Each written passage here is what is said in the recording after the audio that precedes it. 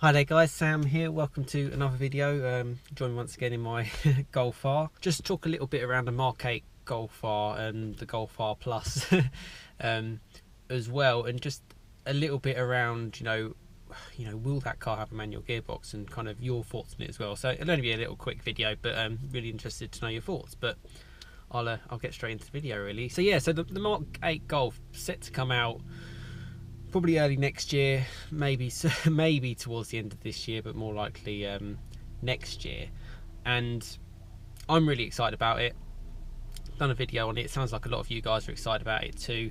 Will it combine sort of like a hybrid engine, potentially 400 brake horsepower, the new technology, and sort of really bring it up a level. I personally think my Golf R is really up to current kind of standards, and I'm sure you guys think so as well, and kind of futuristic as well. So for this one, I think it will be that other game changer.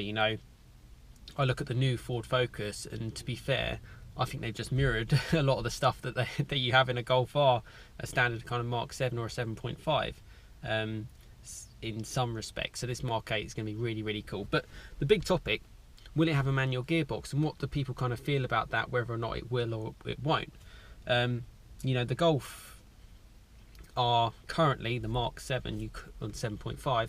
You can't get it with a manual gearbox. You can only get it in the UK with a DSG gearbox, and that's a bit of a shame. It does take out that involvement. Obviously, I've got a manual gearbox in my car, and that was purely to do really with costings.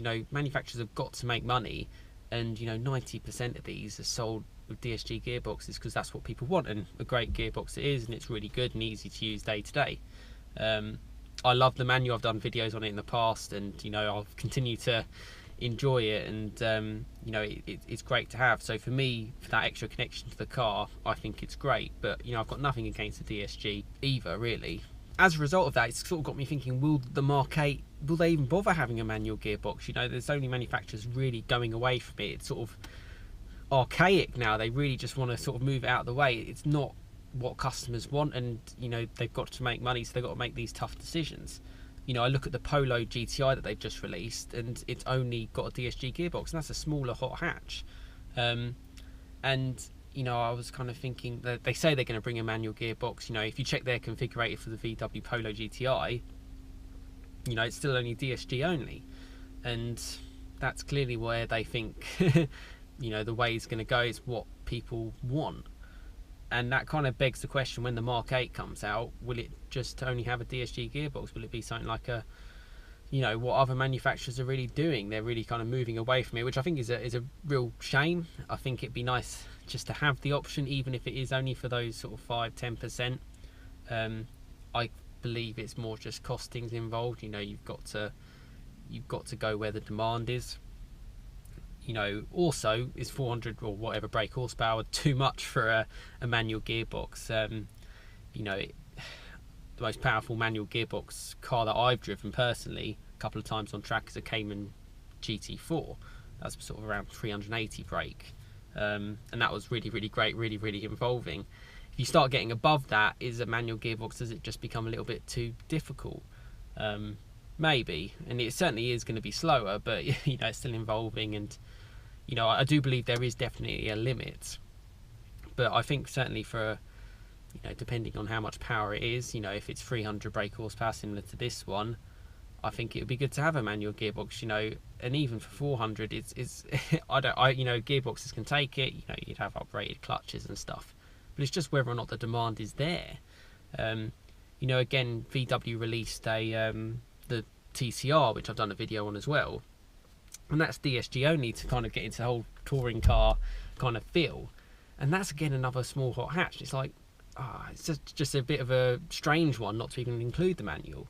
When you think of the success of the Club Sport S in 2016, the Mark 7, it was manual only, got huge reviews, and I guarantee you if you stuck a DSG gearbox in that, it wouldn't have been as good reviews. I just personally generally think that.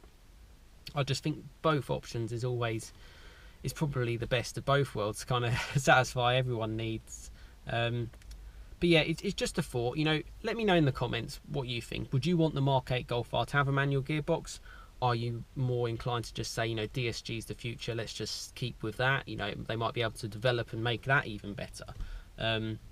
You know, work and technology on manual gearboxes, I don't know how much more they're doing on it, you know, how much effort and they're actually putting into it. Do you think it will have it? You know, I haven't seen anything to say it won't or it will. I personally don't think it will. I generally think the way they're going, I think they will probably keep it DSG. Or maybe say something like, oh, we'll bring out a manual in a year's time, like they've done with the Polo GTI, which would be a bit of a shame, being a bit of a manual fan. But I'm really interested to know your thoughts in the comments. You know, let me know, you know, if you have a Golf R, do you have it in DSG or manual? And let me know in the comments if you want the Mark 8 to have both gearboxes, and what's your kind of thoughts on that. You know, we're heading up to 2020 now, you know, we're halfway through 2019. What's your kind of thoughts as kind of like for a bit of a driver's car, but also a daily, what you think is best? That's really it. Just really to kind of let me know your thoughts in the comments, and I hope you've enjoyed this video. But you know, thanks again so much for subscribing and tuning in. You know, plenty more content again on my Golf R. I've got a few things coming up, service being one of them, unfortunately. Not too sure if I've been ripped off a little bit on that one, but I'll share that kind of content for you guys. I've got that next month. And yeah, just general updates on the Golf R. But thanks ever so much for watching. Give it a like if you've enjoyed the video, and I will see you again next time. Cheers, guys.